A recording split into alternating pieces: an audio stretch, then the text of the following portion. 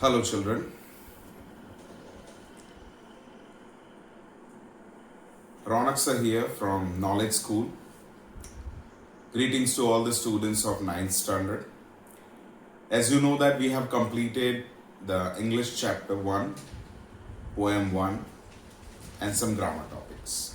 And there are no topics of remain for the English, but for SS, this is a pre-recorded video and I'm going to share some important teachings on chapter 8. It's my humble request to all the students, please open your textbook of 9th standard SS and be ready with the pencil because we are going to underline the important points. I'm going to explain the chapter, we'll see some new words also, and we are going to underline some important points. Let us see. First of all, before starting this chapter, let me introduce one picture with you. Our chapter is divided into 3 different zones.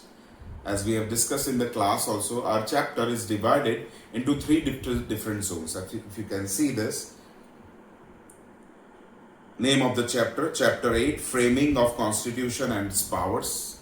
In civics, first chapter in 9th standard. According to this structure, if you can say 8th chapter, but for civics, first chapter, framing of constitution and its powers. Our chapter is divided into 3 different zones or 3 different parts. First part, if you can see, that is the constitution, importance and process. Second part we can see, and that is preamble, the importance of preamble and pillars of preamble. In second part we can see pillars of preamble also. There are 3 sub parts: democracy, socialist, and the third one is secularism. And third zone of the chapter means third part, third division is basic features of constitution, and there are 14 points. I know that 9E1 and E3 I have completed some portion of part 1 and part 2 of this chapter, but still I am going to take a revision. 2 lectures will be there. In 1 lecture I am going to teach you the first zone and second zone. So let us start. Be ready with your textbook and let us discuss, because I have already discussed in the class, so let me take just a quick revision. The first part is constitution, importance, and the second is process. So we have seen, if you can see on page number 56, the definition, simple definition we can say is rule book for a country or a law book of a country. We consider constitution. Each country needs rules and regulations. We got an independence. After independence, as I have said in the class also, the country was divided in major and minor places, regimes. By republic, we got our nation completely, and after that, it was important for us to understand for future that what should we follow and what should we not. And because of that need, we have seen in the process of the framing of constitution, the Constituent Assembly has made. And 389, if you can see page number 56, I am talking about the second paragraph. Constituent Assembly comprised of 389 members. We have already seen in the class. Some names are also given, if you can see that in the same paragraph. Remember 2 things: the Constituent Assembly, the president of the Constituent Assembly was Dr. Rajendra Prasad, and the chairmanship was under Dr. Bhimrao Ambedkar. And the Constituent Assembly has started. Remember the 3 dates which I am going to share with you now.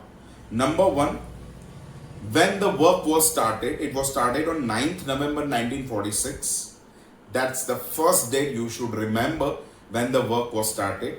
The second one is when it's completed. The date is 26th November 1949. Started in 1946 and completed in 1949.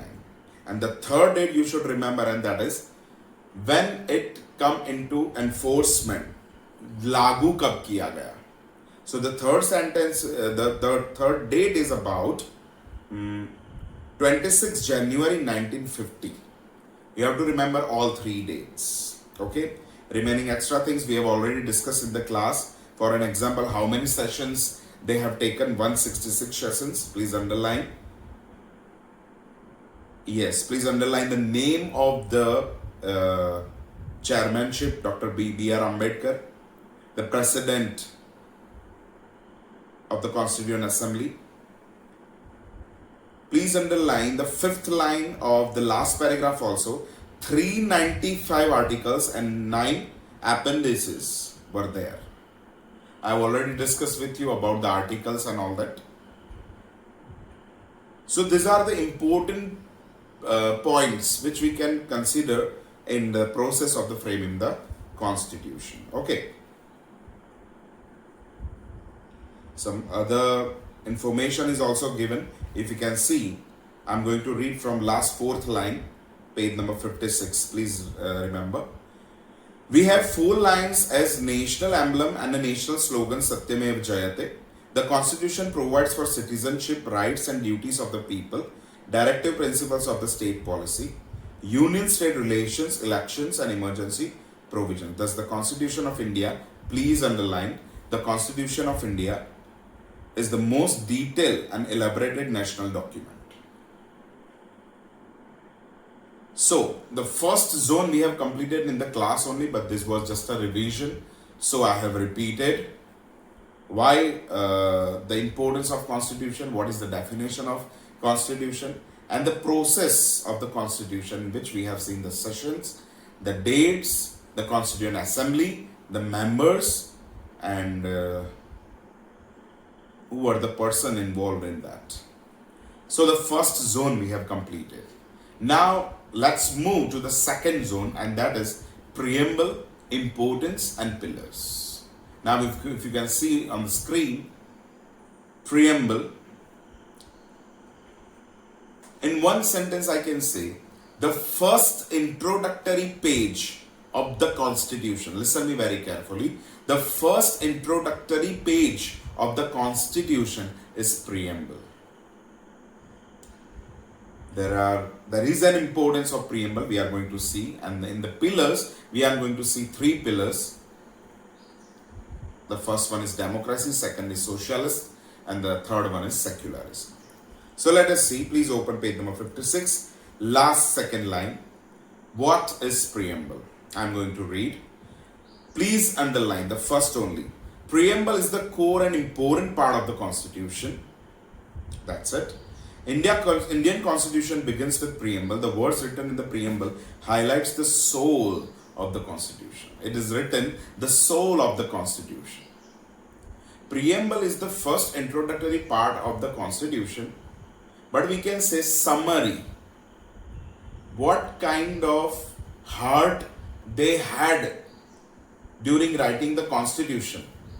They have reflected it in a preamble. So 57 page number, if you can see a very nice picture of preamble. In our textbooks also, if you have the NCERT textbooks or Gujarat board textbooks, we will get the picture of the preamble. So what is the meaning of Constitution? Constitution is a book, a law book for the country.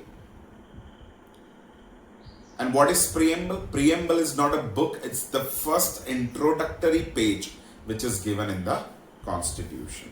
And if you can see, some important words are given in the preamble, which is on page number 57. Please come on page number 58. The preamble remained unchanged till 1976. In 42nd Constitutional Amendment 1976, the words socialist, secular, unity, integrity of nation were added. Afterwards, some words added. Preamble verbalize the fundamental objects of the Constitution, aims, ideas, principles. Before 3 to 4 days, someone was asking me in 9th even, sir, can we consider the preamble as an index of the Constitution? No, it's not kind of index, we can say. Yeah, in the Constitution, there are provision of the sections and all that before the Constitution. But preamble is the first introductory page in which we can see the important values, the important words, or I can say the soul and the spirit behind the writing in the preamble. Let us see the importance of preamble. Please open page number 58. Now we are going to see about importance of preamble and pillars. Ready? Second zone. Are you ready? Yes. Be ready with the textbook and pencil. Okay. I am reading page number 58, importance of preamble. The preamble as a soul of the Constitution is also an important necessity. To understand the framing of any law and interpretation, preamble gives proper guidance to understand the policy behind the framing of its law. Preamble plays an important role. Preamble is useful to avoid the trouble in the interpretation of the Constitution. Now, this is very important point. Why there is a need of preamble? Here, please underline the sentence. The preamble is a useful tool to avoid the trouble in the interpretation of the Constitution. If the rules are written, sometimes it should not be just literally words. If somebody wants to understand or discern the heart behind those words, the preamble is the unit by which they can understand the heart of Constitution. Okay, so if there is any dispute, to solve the dispute, preamble helps to solve it. Okay, so there is only one sentence in this paragraph. Please underline. It gives guidance, of course, and all the things. Now, second paragraph, please concentrate. When any ambiguity of obscure detailed law arises, preamble helps in understanding, interpreting the laws. The same meaning, interpretation in the disputes. Preamble serves as a compass. Do you know what's the meaning of compass? To give a direction. To give a direction. So preamble is the unit to give a direction, to give an actual meaning behind the Constitution. Yes, preamble, please underline that sentence. Preamble serves as a compass to understand the provision of the Constitution. Preamble is nation's unity, integrity, and the standard crust of the brotherhood among citizens who are having noble sentiments, ideas. Preamble is backed by the high ideas and goal. So, importance of preamble, we can write number 1, preamble gives us guidance. Number 2, we can say that to understand the policy behind the Constitution. Number 3, we can say that useful tool to avoid the trouble. Number 4, we can say is understanding and interpreting the laws. Number 4. And the last one we can say is to understand the crust of brotherhood among citizens. So why preamble? First of all, we have seen what is preamble. Preamble is an introductory page of the Constitution. And second, we have seen about the why preamble is important. Now let us see about the pillars of preamble, page number 58. Actually, there are so many words written here. Sovereignty, socialist, secularism, democratic, republic, justice, liberty, fraternity and equality. Of course, in the next lecture, I am going to explain you all in detail, word by word. But here, we have 3 main words as a pillars of a preamble. If you can see the chart also, the first one is democracy, the second is socialist, and third is secularism. Okay, let us start from the democracy. Before starting the democracy, I want to explain you, if there is a king in any country, kingship, and if the king is only the framer of the rules, judgment of the country, if the king is worthy, then there will be no issues. But if the king will use his authority in a different way, taking granted or misusing his position, then people will suffer. The country in which, listen carefully, all the students, in country where the king is ruling, whatever the decisions, whatever the disputes, whatever the laws, all depends on the kingship. That country is considered as a monarchy. Monarchy, in which king is at the center. I hope you are able to understand. Democracy is opposite to this. As we have seen, in the monarchy, kingship is at the center, but in democracy, no kingship, people are at the center. I hope you are able to understand me. And our India is a democratic country in which people are at the center. There is a well-known definition of democracy, if you know, of the people, by the people, and for the people. Of the people, by the people, and for the people. Let me explain you this. As I've said, that kingship is a different thing, that's monarchy, and democracy is a different thing. Democracy, that means no kingship, people are at center. But what is the meaning of this definition? Let me explain you. Of the people, by the people, and for the people. The first one, of the people. That means the person who is going to rule the country or a nation or on the people, govern the things, the person should not be outsiders.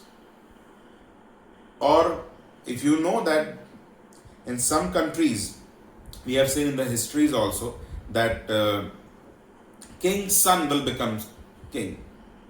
But of the people, that means from the people, amongst the people, a common person, okay, someone should stand for the people, of the people, not outsiders, not king's son. Second phrase, by the people. Now, that person will not decide that I will be the leader, of course, of the people, but the election, voting system will be done by the people. That means people themselves will decide who will be the representative or a leader for them. So, of the people, from means of people, by the people will decide, people will give vote. The main soul of the democracy is this only. The people will decide their own representatives by electing them, by giving votes. And the last one is for the people. That means after the election, the person will not work for the particular group or a particular person or the inspiration of particular one majority. No. He or she, the elected one, will work for the people because people have elected him or her. So, of the people, among the people, by the people, people will elect their own representative, and for the people, finally he or she will work for the people, welfare of the people. So, let me give you the conclusion of the democracy. We have seen that in kingship, king is at the rule, means king is at the center. But if you can see in democracy, not kings, People are at the center. Democracy means people are at center. Democracy means people who will elect their representatives. People, those who will decide who will be the representative. Okay. So first pillar, democracy. Let us read page number 58. We are going to underline some important points.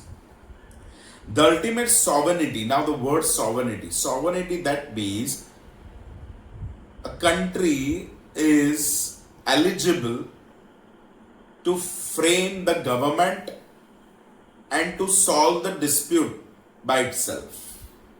No outsiders. Okay, sovereignty, that means independent country. Okay. The ultimate sovereignty of people is with the people of, according to the Indian Constitution. There is no particular regime of any one particular person instead of its people. No need to underline anything in this. Now, second paragraph, democracy, the word derived, please underline. I'm talking about page number 58, second paragraph. Now, literally meaning. I have already said the meaning, but here literally meaning is given. Actually, this word comes from Greek language. Please underline, the word is derived from the Greek word demos, means people, and kratos means power. Demos means people and kratos means power. Country's power is not within a group of people. See, instead of within the people of the country, democratic state administration, such an arrangement in which there is equal justice for people and social, economic and political having equal rights of. So please underline country's power, second line, second paragraph, second line. Country's power is not within a group of people. Instead, it is within the people of country. Let's move to the third paragraph of democracy. In democratic India, people elect their leaders through their choice by casting vote to represent those leaders in the parliamentary and thereafter assuming the post of prime minister and his or her cabinet. Please underline the first sentence. In a democratic India, people elect their leaders through their choice by casting vote. That's it. In democracy, I'm not talking about monarchy, kingship. In a democracy, people will elect. The countries, those who are leading by people, democratic country. The country which are leading by the person, particular one person or a king, that is monarchy. Okay, information is given, do not have absolute power. They are given specific time limit. Okay. The voters elect, third line, voters elect state and local government. Hence, democracy means by the people. See, the definition which I have explained, please underline. By the people, for the people, of the people. Any citizens of India who possess required constitutional eligibility can contest the election. Ministerial positions are not acquired heredity. Each elected government has 5 years of tenure. Please underline. After election, after electing the particular person, the person has 5 years power to govern the particular regime. The government works under the principles of the constitution, therefore it's known as responsible. Please underline this also. The government works under the principles of constitution, therefore it is known as responsible governor. It's not about independent governor, independent government. They are concerned with the constitution. If something will happen against the constitution, it is important to give answer to the people why it is like this. So they are responsible to the constitution also and to the people also. That's why it is called responsible government. Please underline. Democratic government is based on liberty, equality and feeling of fraternity. This we have seen already. Now, see page number 59. I hope you are with me. Yes. The Constitution of Democratic India renders fundamental rights, principle of political directions, parliament, member of assembly, independent, impartial justice. This all the things are included in the Constitution. Now, the last paragraph is very much important. Please underline the word adult suffrage. Please underline. That means the citizen above 18 years of age can cast his or her vote to one's choice of the leaders. I don't know about the 9th standard, maybe 14th to 15th year. Still 3 years are remain for you all. Don't go with your parents to go for voting. The age limit is 18 years. Please underline. The person of the country, particularly of Indian, the age is decided after a completion of 18 years. A person can give his or her vote. So let us see again the main mind map. We have completed Constitution, its importance and process in the class only, but revision we have taken in this video. Second portion, we have completed the importance of preamble, why it is important. 5 points I have said to you. You can go backward and just note it down. Then we have seen the 3 pillars. From that we have seen that's one, democracy. Democracy means of the people, by the people, for the people. I have explained. Democracy means in which people of the country are at center. Democracy means the people have the authority to elect their own representatives. Now, second thing, socialist, and third, secularism. Socialist. See page number 59. In the year 1976, by the 42nd Indian Constitution Amendment, Constitution of India added in the 42nd Amendment the word socialist. First pillar we have completed, democracy, and I hope you have understood. Second is socialist. Let me tell you one thing. One word I can give it to you. Equality for all. Socialist. In this word only we can see the social. Welfare of the social, welfare of the society. Treating everyone, whether it is the form of economy, whether it is form of the opportunity, whether it is form of the job or education or facilities. It is very important to treat everyone equally. Then we will get the result of socialist. Socialist means without discrimination, we should treat all equally. Let us see. Most of the provisions, I am talking about second line in the first paragraph, most of the provisions in the Constitution of India directly, indirectly show social revolution, which brought social and economic equality in further aim of welfare state. Please underline, welfare state. Happy people. Second para, principle of socialist pattern directs social, economic, political equality for citizens as given in the preamble. Very important socialist. Please underline the second paragraph, first line. Principle of socialist pattern directs social, number one, economic and political equality. As I said, democracy, people are important. Socialist, equality is important. Equality for all.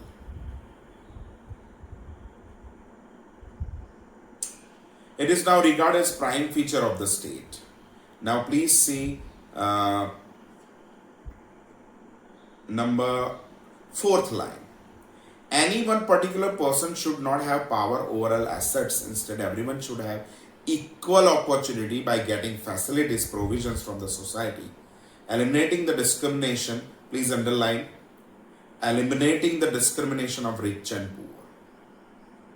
Therefore, we can say that Constitution of India is a socialist document in which people have to treat others equally. Democracy, that means in India people are at center. Socialist, that means equality for all among all areas. And now we are going to see the third pillars. Again, let's see the mind map. First zone we have completed, constitution, importance and process. Second, we have completed the importance of what is preamble, importance of preamble, and two pillars we have completed, that is democracy and socialist. People are at center and equality amongst all. Now let's go to the third, secularism. The last pillar is secularism. Page number 59, I'm reading. Please concentrate. Take a pencil, be ready. In the year 1976, 42nd Indian Constitution Amendment of the word secular. Now listen, before starting this, there is no particular, listen carefully, I'm talking about secularism. There is no particular one religion of the country India. Why? Because we believe, it is written in the constitution, and we believe in a secularism. That means we do not consider any one religion of a particular country. It is up to the person, citizen, which religion he or she has to follow. Some countries are there in which they follow one particular religion, but our India is a secular country. That's why in the pillars of preamble, democracy they have involved, that means people are at center. Socialist they have involved, that means welfare of the people, that means equality for all is important. And this is the third one, secularism, that means no particular religion for the country. Let us read page number 59. I'm reading from the third line. India does not follow any particular religion, so the country never promotes any religious activity. The country cannot involve any secular activity. The citizen of the country has freedom. Please underline, I'm talking about fourth line of first paragraph of secularism. The citizen of the country has a freedom to choose his or her religion.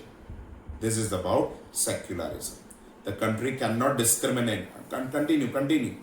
The country cannot discriminate. I hope you know the word of discrimination. Discrimination, that means kind of partiality, kind of taking a favor of particular one side. But there should be no discrimination between citizens on a religious basis. Okay, till then you have to underline. Equal job opportunities, political rights, citizens are given with any religious discrimination.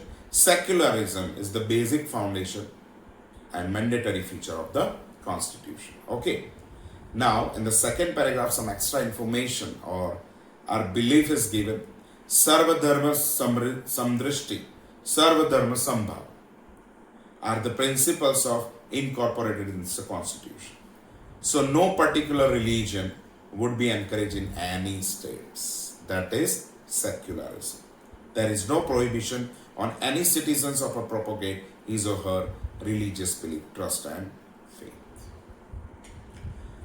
So children, we have completed two zones. Actually one zone already completed in the class. Today I have completed the second part, second zone.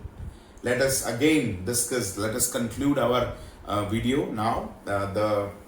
Our chapter is divided into three different zones, three different parts. The first one, constitution, importance and process. It is completed, and if you have any doubt, you can message me. You can message me on WhatsApp, or you can message here also. I want the appreciation words also, not only questions. So we have completed the first zone. Now second zone also we have completed. What is preamble? The first introductory page of the constitution. Then we have seen why there is a importance of preamble, and at last we have seen pillars, three different pillars today. First is democracy, second socialist, and third secularism. People are important, equality for all, and the third one, the last is secularism, no particular religion of a country. So this is my first video of chapter 8, civics. Now I'm going to share another video on Thursday about the part 2, and which we are going to see the third part of the chapter, and that is basic features of the Constitution. There are 14 basic features we are going to see in the next part, and then I want your notes also. You can take a picture and send it to me, and after completion of the basic features, 14 basic features, we are going to discuss the question answers, and I'll give you some question answers. I'll take and give you some question answers to write from home. Okay, some English notebooks are with me, so don't worry about that. You focus on SS, because in English we have completed our syllabus.